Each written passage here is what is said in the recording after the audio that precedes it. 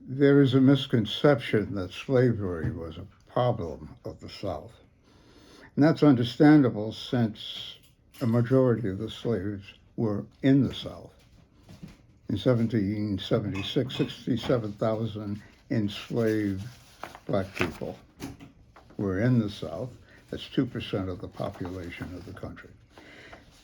That conflicted individual, Thomas Jefferson, talked about having all men created equal and the inalienable rights of life, liberty, and the pursuit of happiness.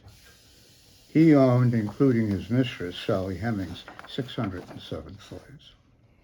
Washington owned 317. Ben Franklin owned 2. In Waterbury, 16 white people owned 34 former African citizens. Dr. Preserved Porter was one of those slave owners. One of his slaves is named Fortune, along with Fortune's wife, Dinah, 2 sons, and 1 daughter. Fortune did the heavy lifting, apparently breaking the lower part of his back, and since there's no such thing as workers' comp or sick leave, he had to work through that incredible pain. He died in 1798. Now, how you became a doctor in the 18th century was not by going to Yale's medical school or Quinnipiac's medical school, but it was by an apprenticeship. Anatomy was a difficult subject since there weren't that many bodies available, and it gave rise to an industry called resurrectionists. These were grave robbers. They would take the bodies of recently dead people. Dr. Porter was a bone setter, so he needed a skeleton. So in 1798, he took Fortune's body apart, rendered the flesh from the bones in a big pot, cleaned, and mounted them. The house where the Porters lived was passed on to their son, who placed the skeleton in an attic. Children used to use Fortune's skull to play a variation of field hockey inside. The skeleton was walled off by subsequent owners. In the early 1900s, renovation discovered the bones, and the bones were given to the Mattituck Museum. A museum displays 10 to 15% of its holdings, and if it's a large museum, it may only be 1%. And the rest of the holdings are kept in the attic, in the cellar, and warehouses. Fortune was kept in a warehouse.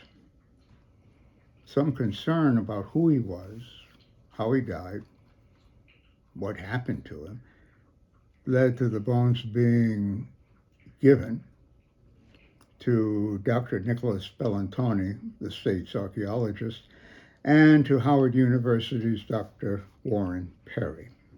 The research discovered whose bones they were, that he was a slave, and that he died in 1798. Marilyn Nelson, the state's poet laureate, a wreath for Emmett Till was heard earlier in the year at First and Summerfield United Methodist Church.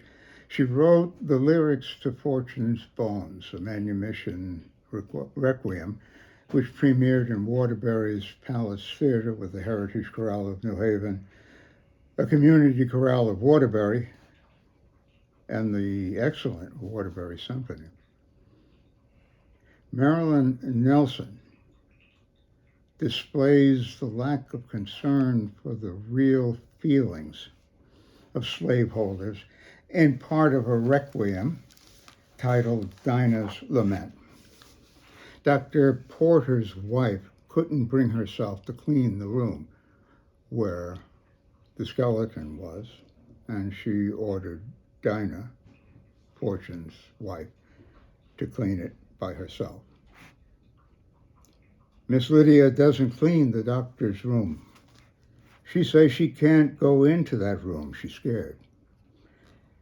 She makes me take the dust rag and the broom and clean around my husband's hanging there. Since she's seen Fortune head in that big pot, Miss Lydia say that room makes her feel ill, sick with the thought of boiling human broth. I wonder how she thinks it makes me feel. To dust the hands what used to stroke my breast, to dust the arms what held me when I cried, to dust where his soft lips were and his chest that curved its warmth against my back at night. Through every season, sun up to starlight, I heft, scrub, knead one black woman alone, except for my children. The world's so white, nobody knows my pain but Fortune's bones. Fortune's bones are respectfully displayed at the Mattituck Museum in Waterbury. There is a painting of what Fortune is believed to look like, a strong, dignified human being.